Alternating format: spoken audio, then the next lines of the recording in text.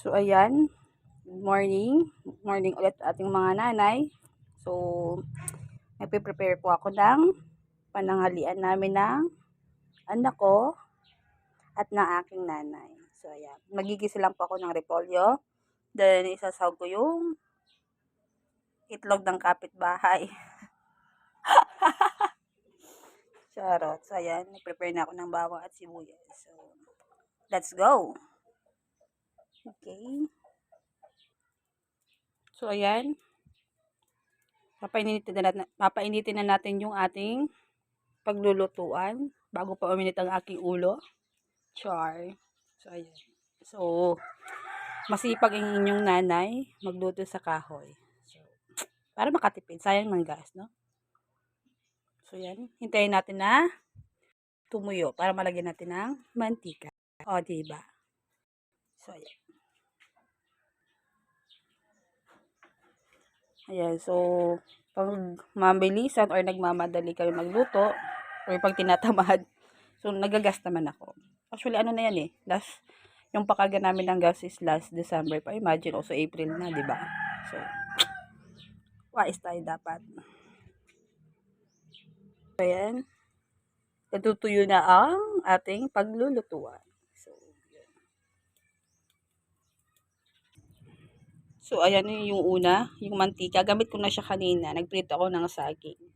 So, sayang naman. So, ayan. Oh!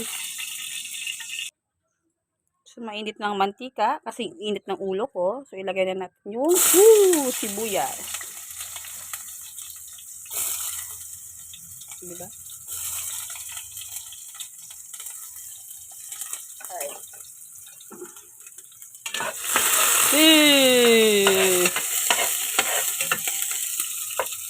So, wag na natin masyadong isunog. Yan. Ilagay na natin yung bawang.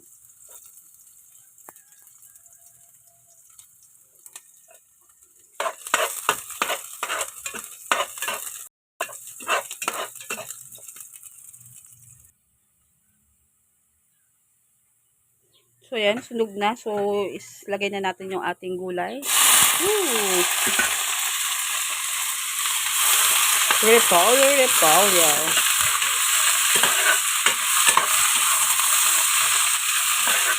Very easy way.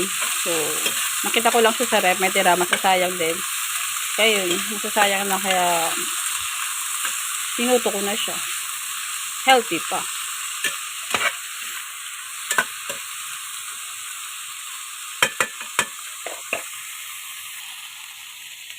So, yan, lagyan natin ng konting toyo. Kasi ako ang may maraming toyo.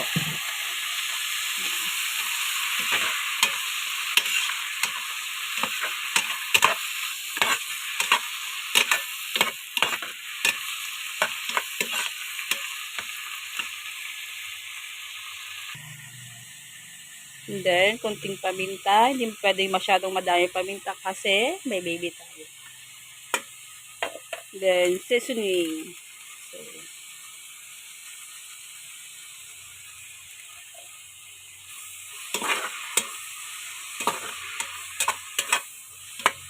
lalagyan ko to ng konting tubig kasi para may sabaw yung pagkain ng baby ko.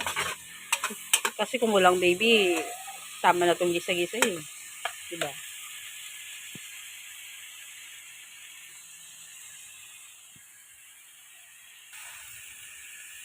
So, lagyan natin ng konting tubig.